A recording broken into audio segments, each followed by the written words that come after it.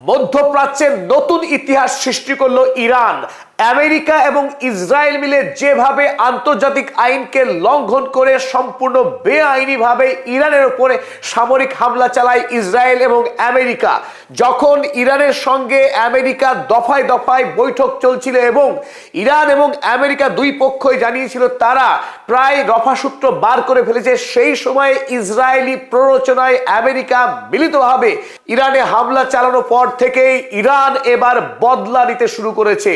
মধ্যপ্রাচ্যে এতদিন এই দানবিক পৈশাচিক ইসরায়েল রাষ্ট্র আরবের মানুষকে খুন করেছে, গণহত্যা চালিয়েছে, আর আরবের মানুষ মার খেয়েছে, মরেছে। সেই ইতিহাসকে ভেঙে দিয়ে ইরান নতুন ইতিহাস সৃষ্টি করলো। এবার থেকে ইসরায়েলকে পাল্টা মার শুরু করেছে ইরান হামলা করার আধ ঘন্টা পর থেকেই ব্যাপক মাত্রায় মিসাইল ছুটতে শুরু করে ইরান।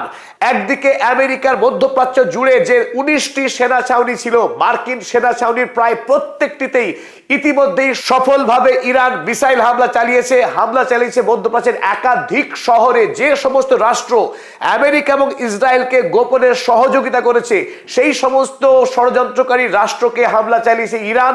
অপরদিকে ইসরায়েলে ব্যাপক পরিমাণে মিসাইল হামলা হয়েছে, যার ডিটেলস খবর আপনাদের সামনে এই ভিডিওতে আমরা তুলে ধরার চেষ্টা করব। ইসরায়েল এমন একটি দেশ যেখানে পৃথিবীর অধিকাংশ সাংবাদিককে তারা প্রবেশ করতে দেয় না, জাতিসংঘের কোনো পর্যবেক্ষককে ইসরায়েলে প্রবেশ করতে দেওয়া হয় না। আল জাজিরা, বিবিসি থেকে শুরু করে দ্য গার্ডিয়ান, পশ্চিমী দুনিয়ার একাধিক সংবাদ সংস্থাকে ইসরায়েলের মধ্যে প্রবেশ করতে দেওয়া হয় না, যাতে করে ইসরায়েলের গোপন খবর বাইরে বেরিয়ে যায়। এই অবৈধ রাষ্ট্রের অবৈধ কার্যকলাপ এত ভয়ঙ্কর যে ইতিপূর্বে যত যুদ্ধ হয়েছে ইসরায়েলের ভেতরকার কোনো খবর বাইরে বেরোয়নি। কিন্তু আজ একদিকে যখন ইরান নতুন ইতিহাস সৃষ্টি করলো ইসরায়েলকে পাল্টা হামলা চালিয়ে, এতদিন একটা মিথ ছিল যে ইসরায়েল এবং আমেরিকা তারা অপ্রতিরোধ্য, অপরাজেয়, তাদেরকে কোনো দেশ আক্রমণ করতে পারবে না। বিশেষ করে ইসরায়েল সম্পর্কে ভয়ঙ্কর মিথ্যা গল্প ছিল এই যে তার আয়রন ডোম, অ্যারো 3 এবং ডেভিড স্লিং এমন আকাশ সুরক্ষা ব্যবস্থা কোনো দেশ মিসাইল হামলা করে ইসরায়েলকে ক্ষতি করতে পারবে না, ধ্বংস করতে পারবে না। কিন্তু আজ ইরান দেখিয়ে দিল ইসরায়েলের আয়রন ডোম, অ্যারো 3 এবং ডেভিড স্লিং যে সত্যিকারেরই ইরানের মিসাইলকে আটকাতে পারে না, তা আজ প্রমাণ হয়ে গেল। আমরা হাইফা বন্দর থেকে শুরু করে ইসরায়েলের রাজধানী তেল আবিব শহরের একাধিক প্রান্তে মিসাইল হামলা চালিয়েছে ইরান সফলভাবে, এবং উত্তর ইসরায়েলে একাধিক জায়গায় মারাত্মকভাবে একেবারে বৃষ্টির মতো মুহুর্মুহু মিসাইল হামলা হয়েছে। সেই হামলাতে গুড়িয়ে গিয়েছে ইসরায়েলের এক বিস্তীর্ণ অঞ্চল। সেই তথ্য আপনাদের সামনে আজকে তুলে ধরবো।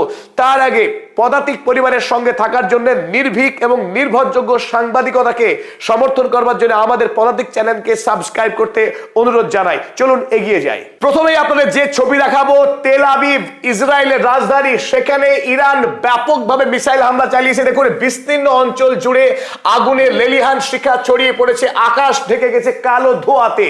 এক অভিনব দৃশ্য।